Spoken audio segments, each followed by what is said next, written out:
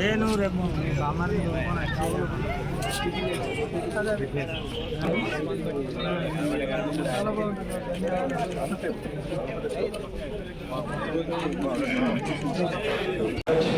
మహేందర్ గారికి, ఎంపీటీసీ వినోద సాగర్ గారికి, ఉప సర్పంచ్ మధు గారికి, మరి మిత్రులందరికీ నా హృదయపూర్వక నమస్కారాలు. ఈరోజు జిమ్ ఇనాగ్రేషన్ అనేది చాలా ముఖ్యమైన విషయం. ఎందుకంటే ఇంతకుముందు సర్పంచ్ గారు చెప్పినట్టు చాలామంది సడన్గా హార్ట్ అటాక్ వచ్చి చనిపోతున్నారు. అది మనం సహజంగా వింటున్నాం, వార్త చదువుతాం, మర్చిపోతున్నాం. హాస్పిటల్లో కూడా ఇలాంటి ఎన్నో కేసులు వస్తున్నాయి. ఖచ్చితంగా ఆరోగ్యం గురించి మనం అందరం ఆలోచించి ఈ జిమ్ని సద్వినియోగం చేసుకోవాలి. జిమ్ అనేది కేవలం మన ఫిజికల్ ఫిట్నెస్సే కాదు, మరి మానసిక ఉల్లాసానికి కూడా ఎంతో ముఖ్యం. ఇవాళ మరి అలాంటి సమస్యలు కూడా వస్తున్నాయి. కేవలం ఆరోగ్యమే కాదు, ఆత్మవిశ్వాసం కూడా వస్తుంది. ముఖ్యంగా జీవనశైలి వ్యాధులు కూడా ఎక్కువ అవుతున్నాయి. బీపీ, షుగర్, హార్ట్ అటాక్కు సంబంధించిన వ్యాధులు. స్కూల్ పిల్లలకు కూడా ముఖ్యంగా క్రీడా సామాగ్రి స్కూళ్ళలో అందజేయాలి. పీటీ టీచర్లే ఉండాలి, క్రీడా ప్రాంగణాలు ఉండాలి. ఎందుకంటే పిల్లలకు ఆటలు మనం ఆడిస్తే వాళ్ళలో ఆరోగ్యంతో పాటు ఆత్మవిశ్వాసం, నాయకత్వ లక్షణాలు, ఒక టీమ్ స్పిరిట్, మరి ఒత్తిడి తగ్గుతుంది. కాబట్టి ఖచ్చితంగా స్కూళ్ళలో ఆటలు ప్రోత్సహించాలి. వాళ్ళ ఇది ఒక హక్కు, ఆటలు అనేది ఒక హక్కు అని సుప్రీంకోర్టు చెప్పడం జరిగింది. ఖచ్చితంగా ఒక గంట సేపు ఆటలు కేటాయించి సరైన వసతులు స్కూళ్ళల్లో మనం కల్పన చేయాలి. కేవలం ఆటలంటే కేవలం టైంపాస్ కాదు, భూమి మీద మన టైం తొందరగా పాస్ కావాలంటే ఖచ్చితంగా అందరూ మరి ఆటలైన ఎక్సర్సైజ్లలో పాల్గొనాలని ఈ సందర్భంగా నేను తెలియజేస్తున్నాను.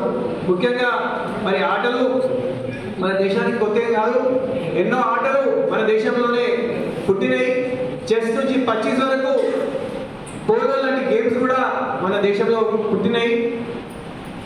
ఆపరేషన్ పోలో మీకు అందరూ తెలిసిన విషయమే. సర్దార్ వల్లభాయ్ పటేల్ హైదరాబాద్లో నిజాం నుంచి విముక్తి చేయడానికి ఆపరేషన్ పోలో అనే ఆపరేషన్ జరిగింది.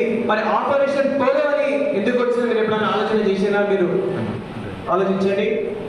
ఆ కాలంలో అత్యధిక పోలో గ్రౌండ్స్ హైదరాబాద్లో ఉన్నాయి కాబట్టి దానికి ఆపరేషన్ పోలో ఉండడం జరిగింది. అలాంటి ఘన చరిత్ర భారతదేశానికి ఈ స్పోర్ట్స్లో, క్రీడా రంగంలో ఉన్నాయి.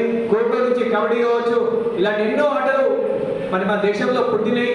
కానీ మనం చూసుకుంటే మన దేశ మరి 140 కోట్ల జనాభా ఉంది, కానీ ఒలింపిక్ మెడలు మనకు తక్కువ వస్తున్నాయి.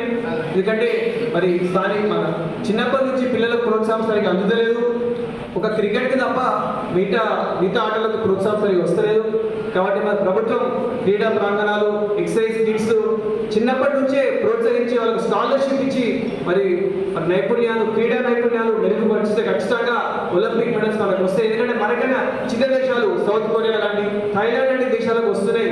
మనకు వస్తున్నాయి అంటే మరి రాజకీయాలు, స్పోర్ట్స్ విభాగంలో, స్పోర్ట్స్ అసోసియేషన్స్లో అవినీతి కావచ్చు, పొలిటికల్ ఇంటర్ఫీరెన్స్ కావచ్చు, ఇలాంటి కారణాల వల్ల స్పోర్ట్స్ క్రీడా రంగం ముందుకు వెళ్తలేదు. కాబట్టి తక్షణమే మరి ప్రభుత్వం ఆలోచించి ఖేలో ఇండియా స్ఫూర్తితోని మనం ముందుకెళ్ళాలి. నరేంద్ర మోడీ గారు చెప్పినట్టు మరి పిల్లలు మొబైల్ ఫోన్లో కాదు, మైదానంలో ఉండాలి.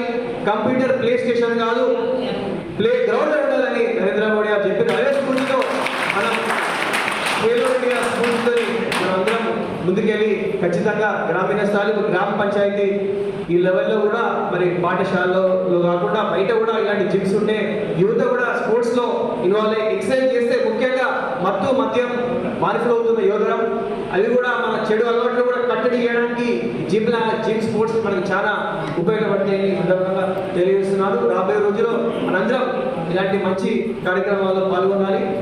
నేను దాదాపు ఇనాగ్రేట్ చేసేది ఈ 2వ జిమ్. ఇలాంటి ఎన్నో జిమ్లు చేయాలని నాకు కోరిక ఉంది. ఖచ్చితంగా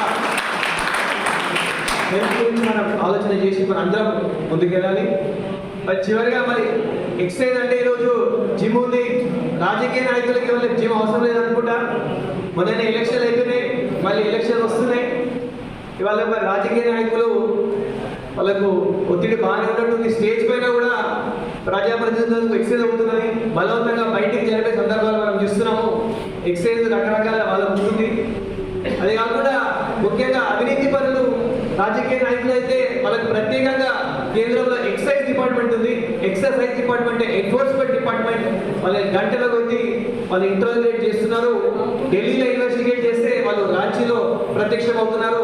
సో రాజకీయ నాయకులకు కన్నా సామాన్య ప్రజలకు పిల్లలకు ఎక్సైజ్ గురించి ఆలోచన చేయండి. ఖచ్చితంగా ప్రిన్సిపల్ కూడా ఆలోచన చేయాలి. స్పోర్ట్స్ మినిస్టర్స్ కావచ్చు, మంచిగా ఎక్సైజ్ చేసుకుంటా ఆరోగ్యాన్ని మెరుగుపరుచుకుంటా దేశాన్ని మెడల్ తెచ్చి భారతదేశాన్ని ప్రపంచంలో నెంబర్ 1గా తీర్చిదిద్దే సత్తా మన యువజనులకు ఉందని అదే స్ఫూర్తితో మన అందరం ముందుకు వెళ్ళాలని కోరుకుంటూ అందరికీ నాకు అవకాశం ఇచ్చినందుకు అందరికీ నా హృదయపూర్వక ధన్యవాదాలు.